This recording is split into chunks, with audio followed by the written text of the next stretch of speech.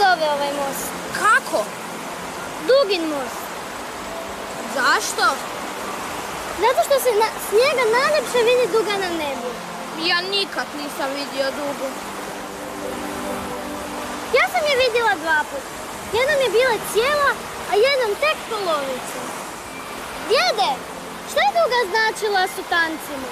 Za sutance je duga bila poruka od sunca, simbol promjene.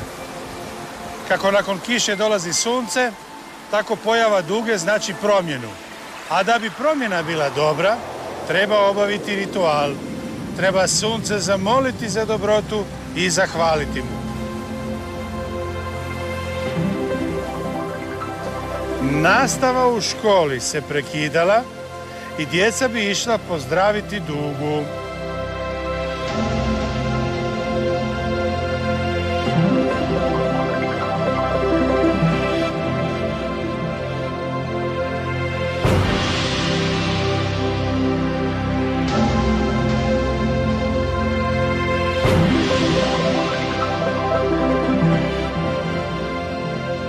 I dok bi odrasli pozdravljali dugu mašući suncokretom, djeca bi otpjevala prigodnu pjesmicu, himnu dugi i obnavljanju.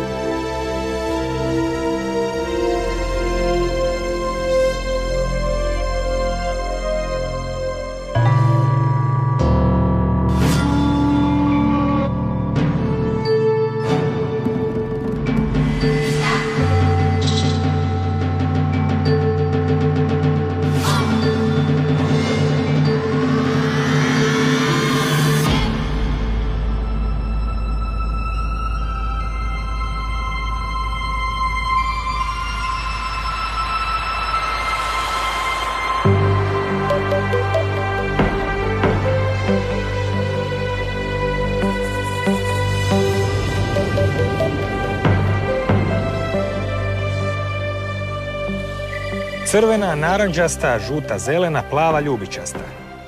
Uvijek nas je zanimalo što je zapravo duga. A rainbow has been described as the daughter of the wind and the storm. But what it is very simple, but very complicated in that simplicity. It's basically sunlight falling on raindrops, and the raindrops act as little prisms and reflect the light back, but also disperse the light, turning the white sunlight into the colors of the rainbow.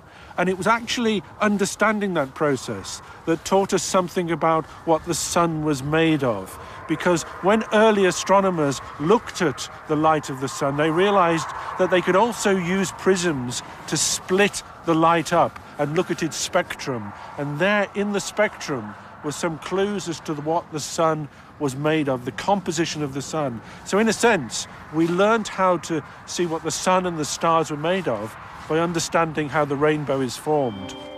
Proučavanje sunca nudi bezbroj iznenađenja. Zaista se čini nevjerojatnim da nam duga može odgovoriti na pitanje od čega se sastoji sunce.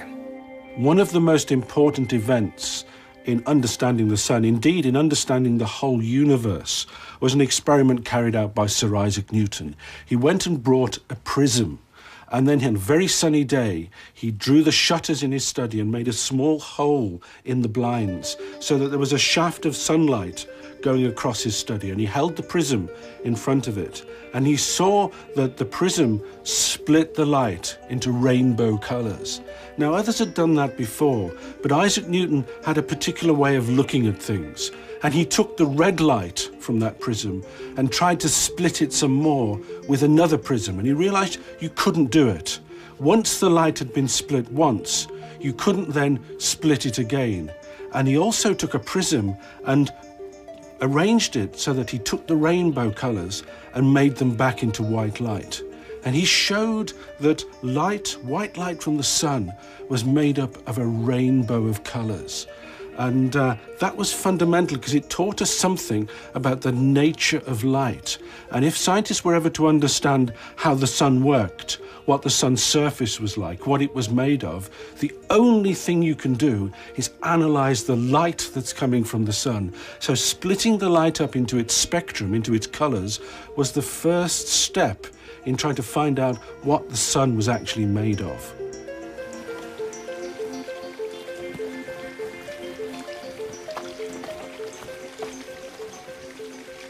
Koliko još treba do izvora? Oko 10 minuta.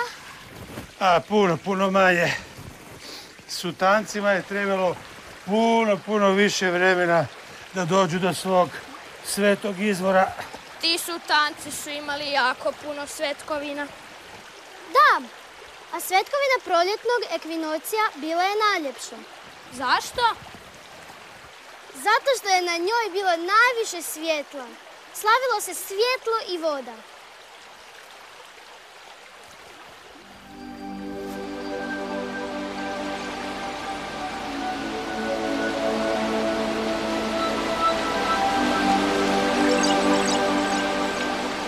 Pleme je izražavalo zahvalnost što sunce daruje svjetlost, a njime i toplinu, a zemlja daruje vodu i hranu. U proljeće šume i polja se bude, a rijeke donose obilje svježe vode kojom se zalijevaju mlade biljke.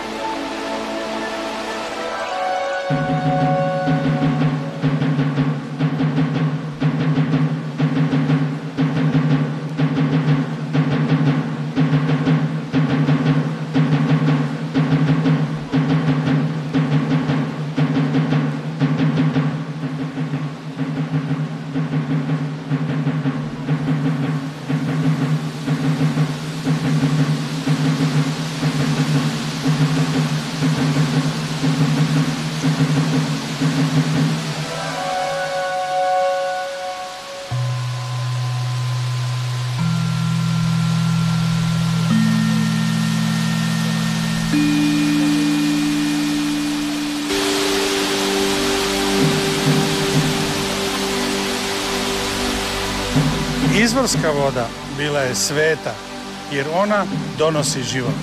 Kako? Voda s izvora je voda koju pijemo.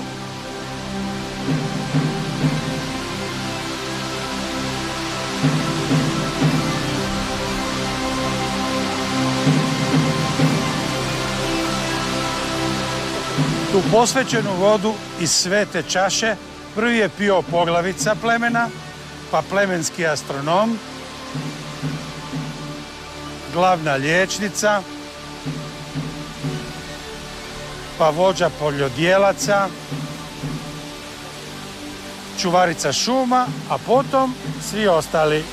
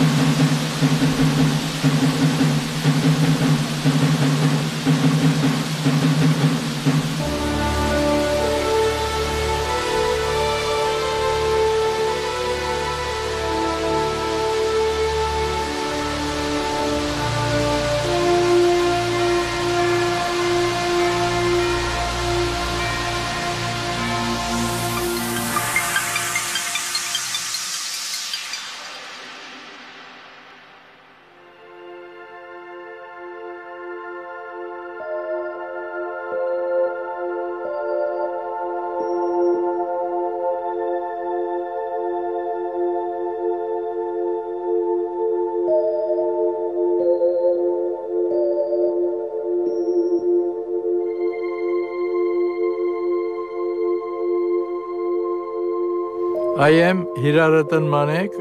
I live by the energy of the sun.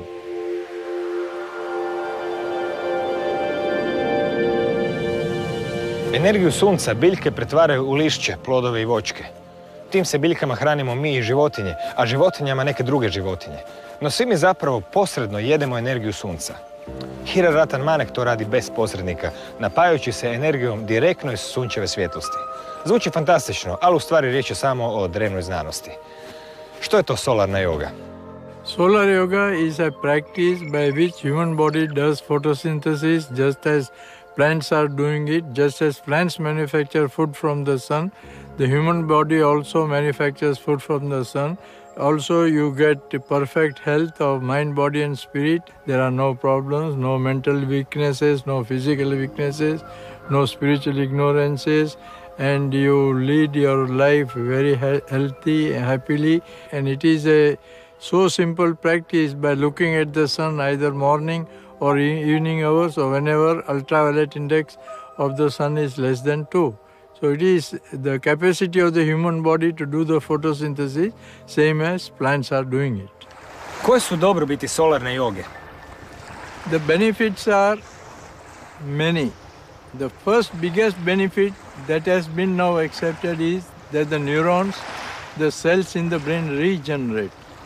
They get back the lost strength. And when the neurons get back the strength, regenerate in more number, the whole health scenario changes for the better. And you start getting benefits. First is with the health of the eye. The vitamin A develops in the body because of sun gazing. Then sun gazing, the light that comes to the eye acts as a laser. So any problem of the eye is taken care of. So eye problems can be treated with sun gazing. And then as you proceed in sun gazing or solar yoga, your mental health is taken care of. And what we get is perfect balance of mind, positive thinking, no fear in life, always without anger, greed, jealousy. You are full of kindness, love, compassion. And then if you proceed further, then slowly your hunger also will disappear. And when hunger disappears, your fasting happens. And when fasting happens, and when you get mental health, you are able to do the penance and meditation. So spiritually also you are advancing. So the whole benefit is your present life is taken care of. You live the present life with full health of mind, body and spirit. You die peacefully because of that, and then life after death also is happy.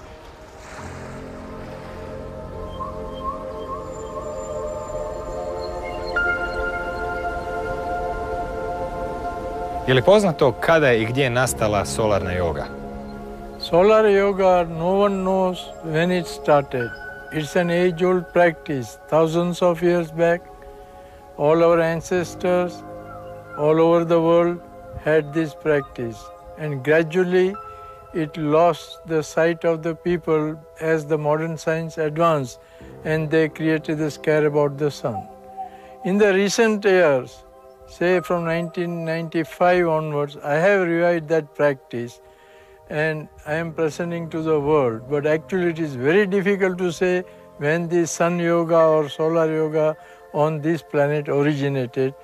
Od kada ne jedete normalnu hranu? From 18 June 1995, I don't take solid food. Only in last about 13 years, 6 or 7 times only I had a solid food. Otherwise, I am only on few liquids like water, tea, coffee or diluted yogurt.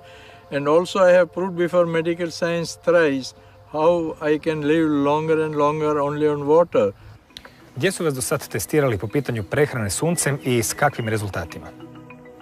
I submitted myself to medical tests so that the medical people also know what I have done, and when they observe and find out from their knowledge what I have done, the people will start also believing. So to make people believe that what I have done, the major fastings, I submitted to the medical science for observations thrice. Once it was in 95-96, I remained only on water for 211 days.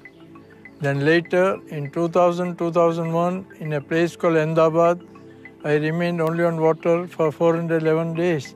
And that was round the clock observed by international team of 21 doctors, chaired by the then Indian Medical Association president, and is reported in medical journal March 2001 of India, signed by Sudhir Shah and Navneet Shah. And then later in 2002, I was invited by two universities, Thomas Jefferson and University of Pennsylvania in Philadelphia, and they observed me 130 days on and off on my water fasting. And all those recordings that all the 3 times I have been done, clearly medical science believes that there is something going on in the human body, that it is possible to sustain the body on any other sources of energy other than the food. And sun energy is the easiest source. Medical science could not find anything that had gone wrong in my physical body.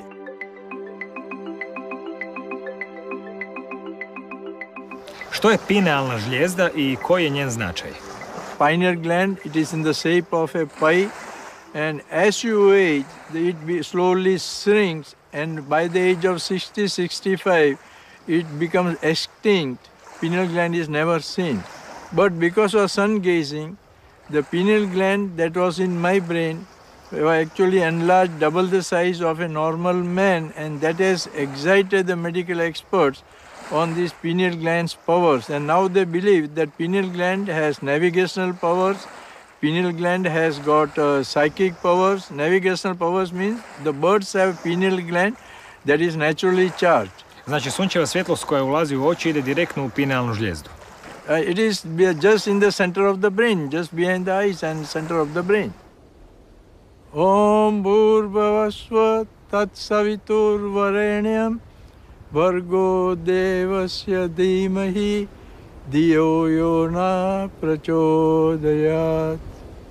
Solar yoga will transform the world into a better order, because once everyone gets good health, their whole ideas will change.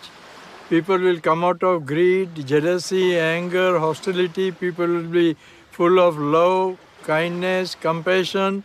There will be total change in the thinking of politicians. This will again encourage people to use sun energy in all other ways.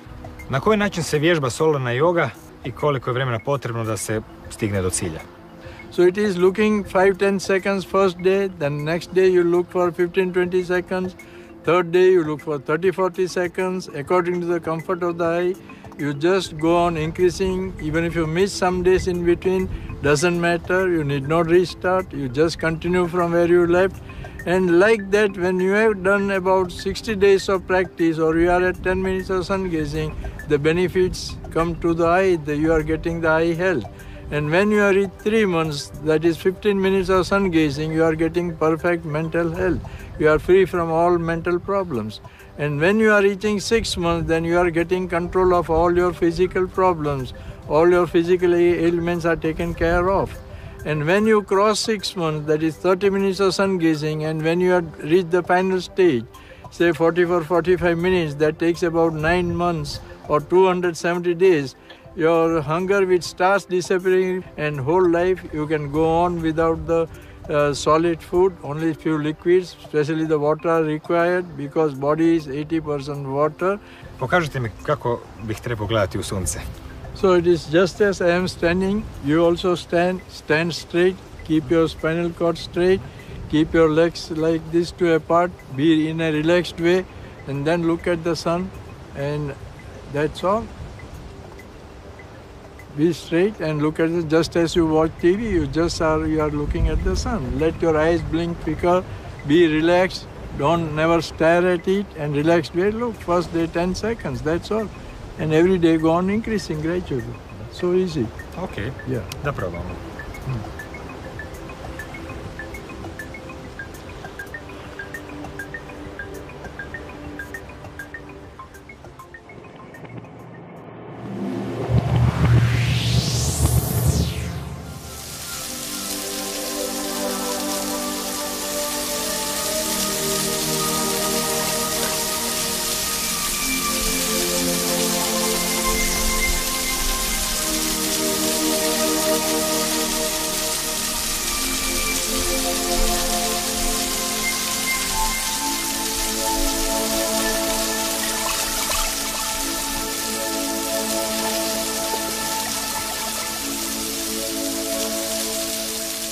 Silvestre, jesi ti ikada pio vodu sa samog izvora? Pa, nisam. Pa probaj. Jesi li ti sigurna da je ova voda dobra za, Jesam, sigurna sam. Hej, pa ovo je izvorska voda. S pravog izvora.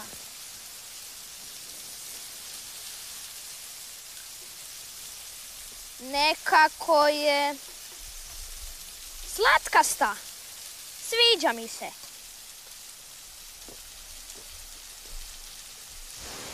A sad zamisli kakva je bila voda sa svetog izvora dobre rijeke. Kakva? Još bolja, još slađa, sveta. Pa što su onda s njom radili? Pili su je. Samo to? Glavni agronom, vođa poljodjelaca, svečano bi s njom zalio mlade biljke koje su tek posađene u zemlju. Pastiri su je davali životinjama da budu zdrave i vitalne. A glavni astronom je pomoću nje prao svoje oči da bolje vidi zvijezde. Meni je taj glavni astronom baš faca. Ja baš ne razumijem. Zašto je on toliko važan?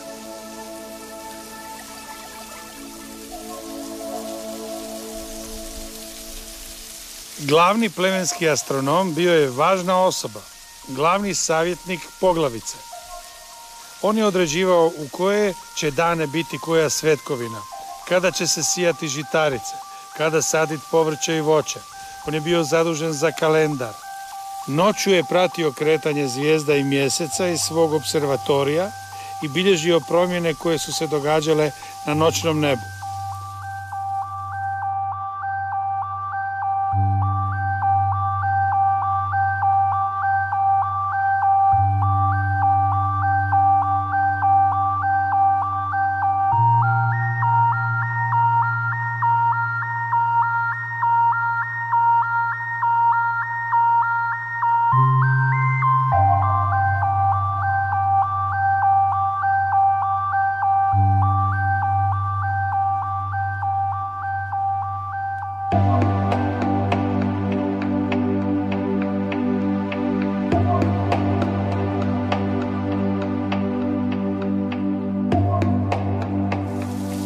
Danju je promatrao sunce.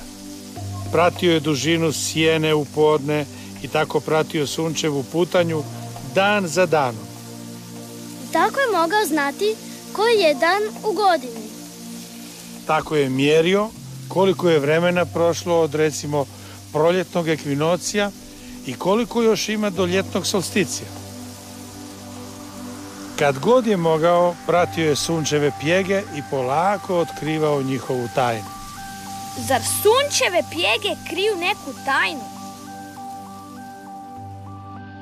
It was the great Anglo-German astronomer William Herschel who really first noted that sunspots were not regular. They came and went. There were times when there were a lot of sunspots on the sun and times when there were hardly any. And he noticed that that did seem to coincide, the number of sunspots, with grain harvests on the earth and with the quality of wines produced. So he postulated that there was some connection between what the sun was doing and the earth's climate. But it wasn't until 1840 that the major leap was made. And it was a German astronomer called Heinrich Schwab, who didn't really have much of an interest in astronomy until he won a telescope in a lottery. And he didn't like staying up at night, so he was drawn towards observing the sun. And he noticed that these sunspots came and went over a period of years. So he made a series of observations, and he also looked back at historical observations, and he made the astounding discovery that the sun has something like a heartbeat of 11 years or so.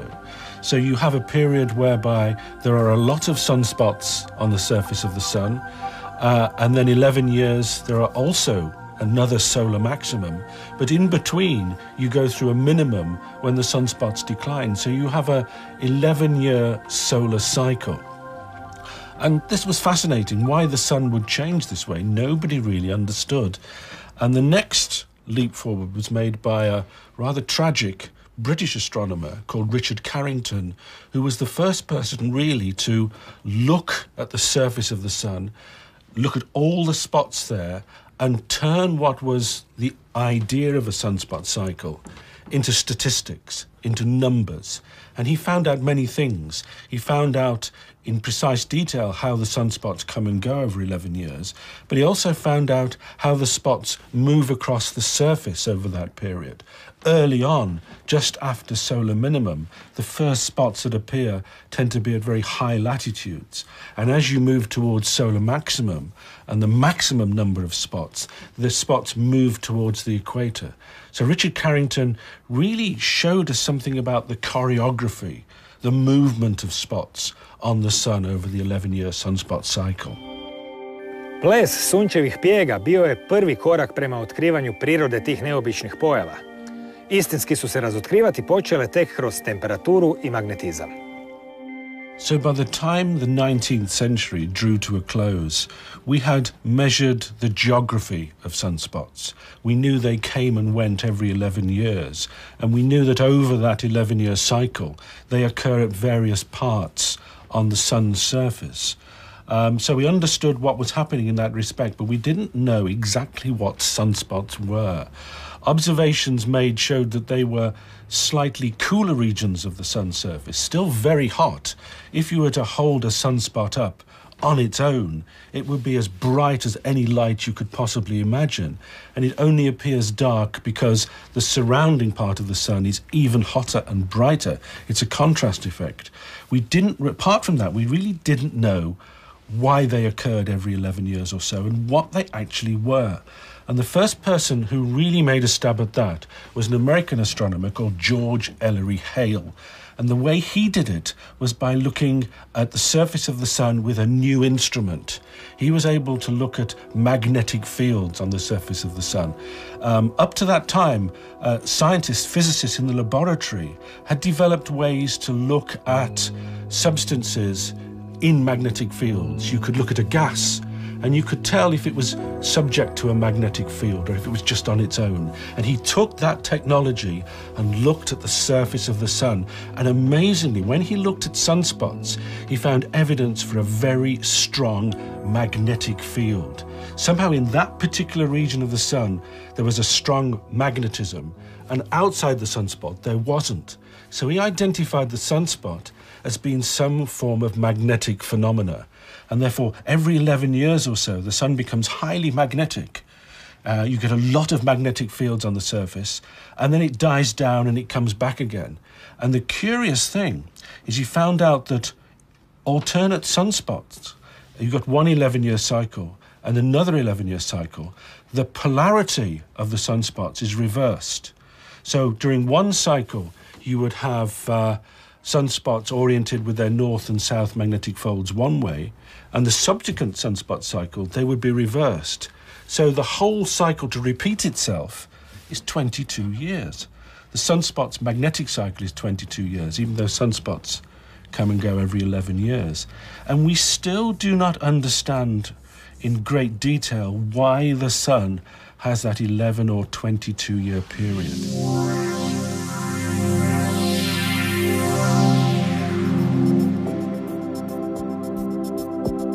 Koliko se možemo odvažiti u smišljanju načina za korištenje tog besplatnog dara s neba, sunčeve energije? Znamo već da postoje kuće na sunčevu energiju, pa automobili, a čak i brodovi. No, bismo li davni i već ostvareni san o letenju također mogli pripojiti toj obitelji? Drugim riječima, je li presmjelo razmišljati o zrakoplovu na sunčevu energiju? Za švicarske konstruktore zrakoplova Solar Impulse samo je jedan prihvatljiv odgovor.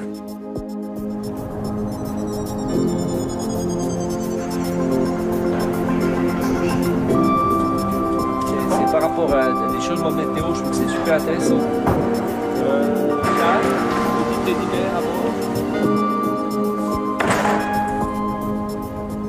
In 1999, Bertrand Piccard and Brian Jones flew around the world for the first time with a balloon. And they used about 4 tons of liquid propane to do the entire flight. And at the time, Bertrand thought would be possible to make this flight without any fuel on board and totally independent from fossil energy. And that's how the idea started to develop. Would it be possible to fly around the world with solar energy, for example, but using only renewable energy to propel the aircraft or to give the lifts to an airship, which would have been another solution. Andrej Boržber prvi je pilot u povijesti koji je 24 sata neprekidno letio zrakoplovom pokretanim sunčevom energijom. Taj bivši pilot švicarskog ratnog zrakoplovstva, a danas pilot solarnog zrakoplova, zajedno s Bertrandom Piccardom suosnivač je Solar Impulsa, prvog aviona na solarnu energiju. Solar-powered airplane exists, interestingly, in fact, since many years. I think the first one flew in the late 70s or early 80s. But if you look at all these solar-powered airplanes, they fly very well between 10 o'clock in the morning to 3 o'clock in the afternoon when the sun is high on the horizon. But no one can fly through the entire day. And of course, no one can fly day and night. So they show more the limits of the technology instead of the potential. And with Solar Impulse, what we need and want to do is to be able to fly day and night.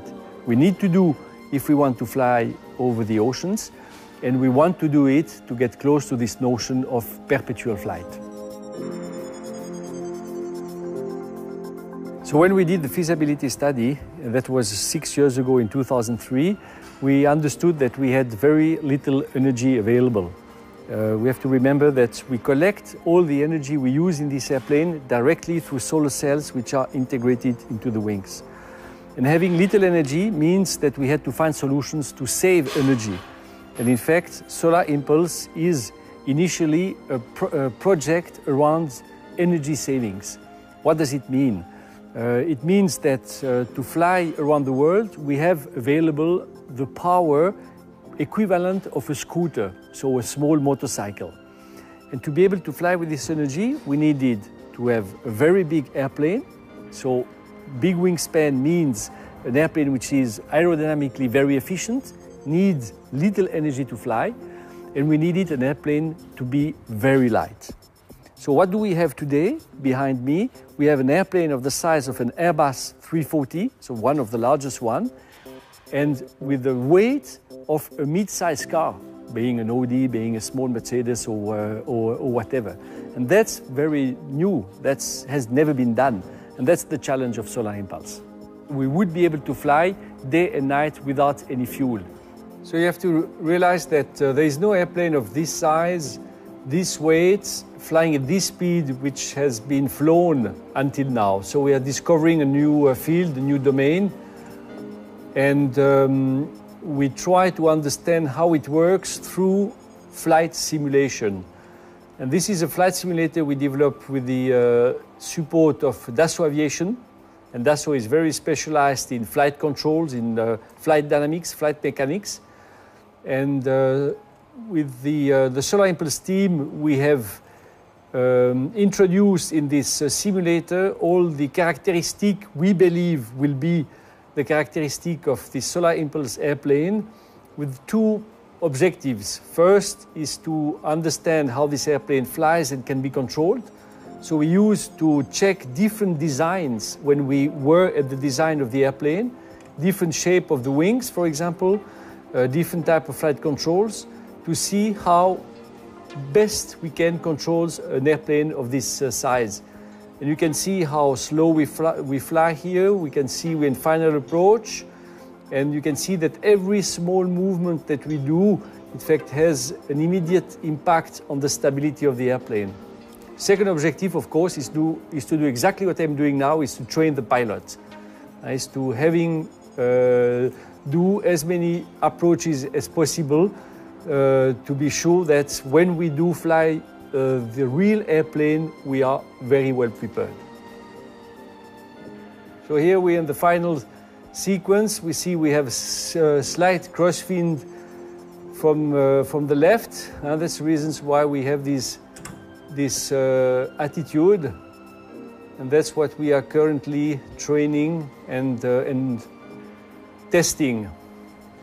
So the airplane will fly around the world in 5 different steps, mainly from one continent to the next one. You have to realize that each leg will last up to 5 days, 5 nights, with only one pilot on board. So that's a very long time.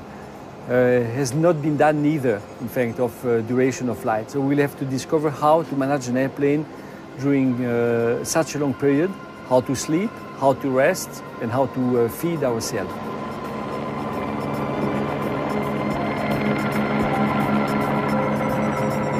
You can see it needs a lot of concentration because any small movement, as I said, has a strong impact on the stability of the airplane.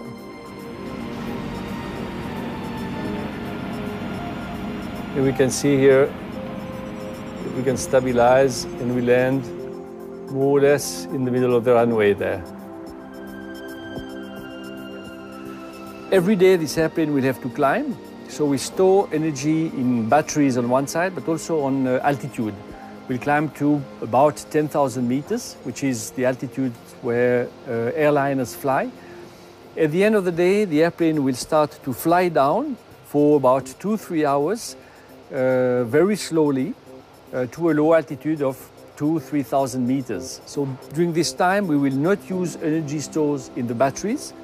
And when we stabilize at 3,000 meters, then we start with the engine using the energy of the batteries with the hope that the batteries will last, of course, until the following day when the sun is rising again, which should provide energy again to the solar cells and directly to the motors. This airplane will fly from 0 meters on the ground to 8,500 meters altitude. And at this altitude, the temperature is minus 40 degrees, and we have no heating system here. So we have an insulation, which is this part of the cockpit, and then we have to protect ourselves with the appropriate suit, and that's what we are developing, something which we can slowly put on the body so that when the temperature decreases, we can protect ourselves. But it's certainly going to be cold. The temperature inside the cabin should be not more than 0 degrees when we are at high altitude.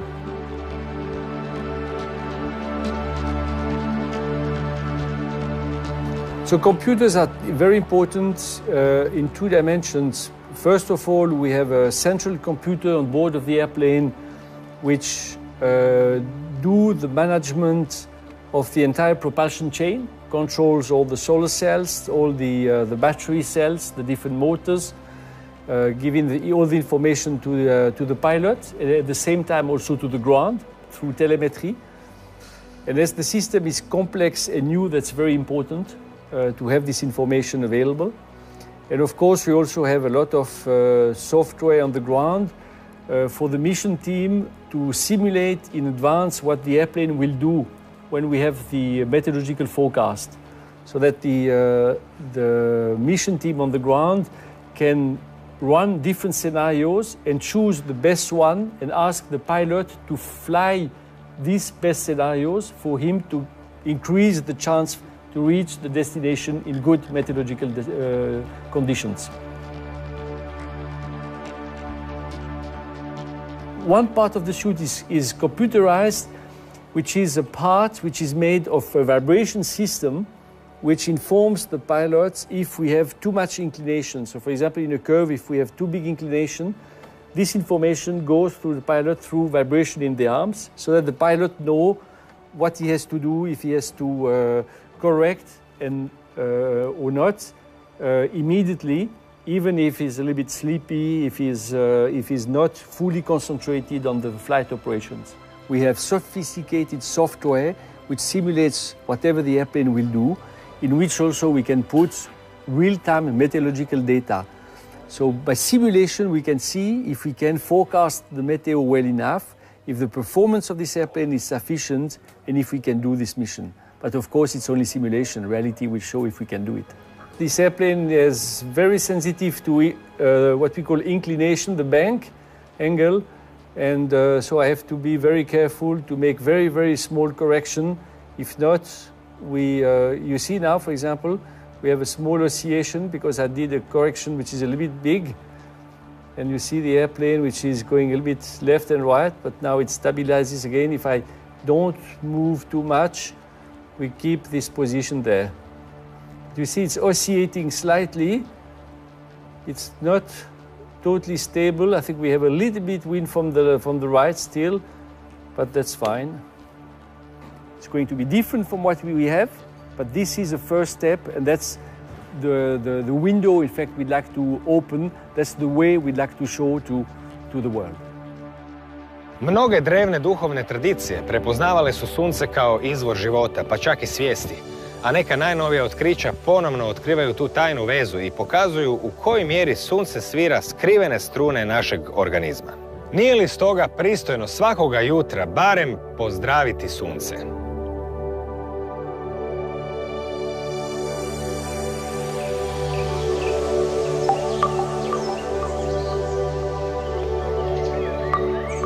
Jadranko Miklec, osnivač je transcendentalne meditacije u Hrvatskoj i dugogodišnji učitelj mnogih tehnika joge.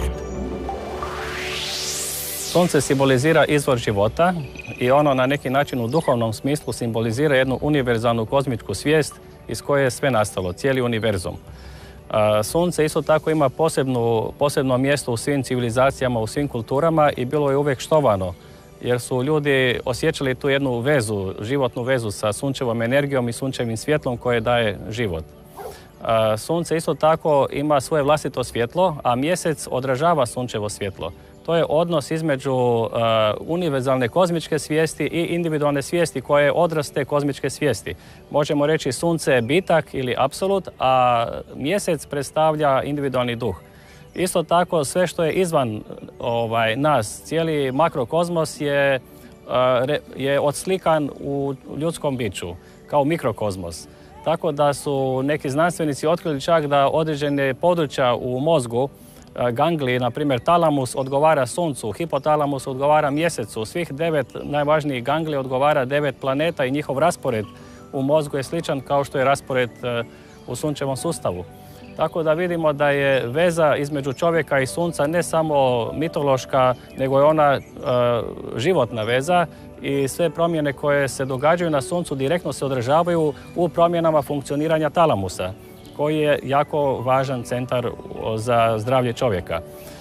Zbog toga su u drevnim civilizacijama štovali sunce i vršili određenu vježbu pozdrava sunca i tu vježbu su koristili i za ozdravljivanje. Na primjer, uvijek kada bi u tom pokretu otvaranja prema suncu, oni bi zamislili da sva sunčeva energija, sunčevo svjetlo ulazi u njih i obasjava svaku stanicu tijela i čisti od svih nečistoća, a sa izdisajem bi osjećali kako sve nečistoće napuštaju njihovo tijelo.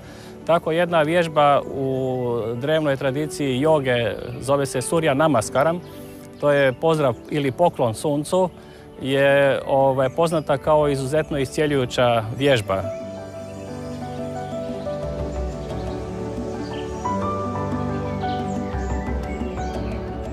Poznati znanstvenik iz Njemačke, dr. Klaus Volkamer, je otkrio da oko planete Zemlje ne postoji samo atmosfera, nego postoji još jedan omotač koji je omotač negativne entropije. I sunčeve zrake rano ujutro kada prodiru kroz zemljinu atmosferu, one kupe tu negativnu entropiju i donose ju na Zemlju. Zbog toga štovanje sunca ujutro na način da se gleda sunce ili da se pritom izvode isto tako vježbe pozdrava suncu imaju učinak da čovjek onda prima tu negativnu entropiju što zapravo direktno utječe da unosi u sebe životnu energiju koja neutralizira porast nereda u njegovom živčanom sustavu, u njegovom organizmu. Jer jedan znanstvenik, Erwin Schrödinger, je proučavao fiziku živih sustava i otkrio je da se živi sustavi opiru entropiji na način da unose u sebe negativnu entropiju.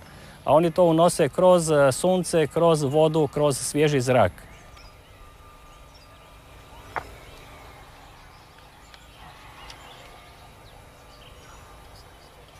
Vježba pozdrav suncu proizlazi iz drevne solarne joge, koja je stara koliko i civilizacija na planeti Zemlji. Također u drevnom Egiptu su prakticirali tu vrstu joge, drevni Asteci su isto ju prakticirali, u drevno vedsko vrijeme u Indiji su ju prakticirali. Dakle, to je jedna od najstarijih oblika tjelovježbi koja je imala svrhu da omogući svijesti osobi da proširi svoje granice i da spozna svoju unutarnju bit. koja zapravo je simbolično predstavljena sa suncem i da isto tako postigne stanje potpunog zdravlja.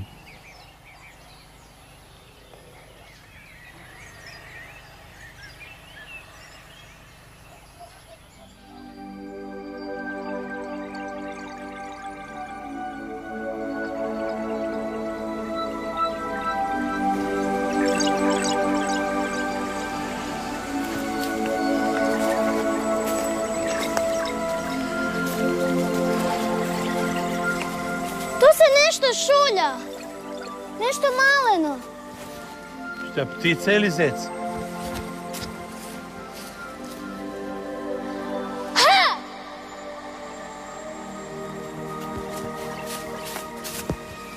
Zašto vičeš? Čuvarica šuma je uvijek vikala u šumi. Pogotovo kad je ulazila u nju. Zašto? Zato da sve divlje zvijeri čuju da je ona u šumi.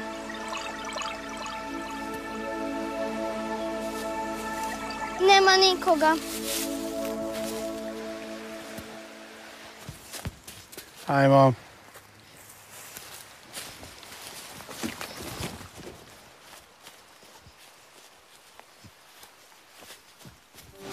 A što je zapravo radila ta čuvarica šuma? Čuvarica šuma brinula se o šumama i svim dijelovima zemlje koju je pleme smatralo svojim. Brinula se da svi izvori vode ostanu bistri, nezagađeni. Ako bi se i dogodilo onečišćenje, trebalo je o tome obavijestiti poglavicu i plemensku liječnicu. Ona i njeni izvidnici brinuli su i da se ne naruši ravnoteža među životinjama i vodili računa o njihovu zdravlju. Također, ako bi se čopor opasnih životinja previše približio, oni bi ga otjerali.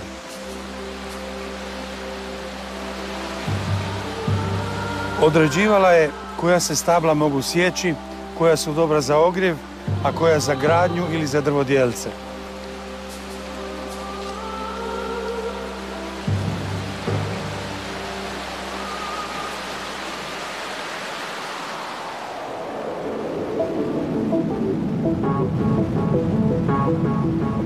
Svako jutro čuvarica šuma bdjela je nad djecom koja su dolazila pozdraviti sunce.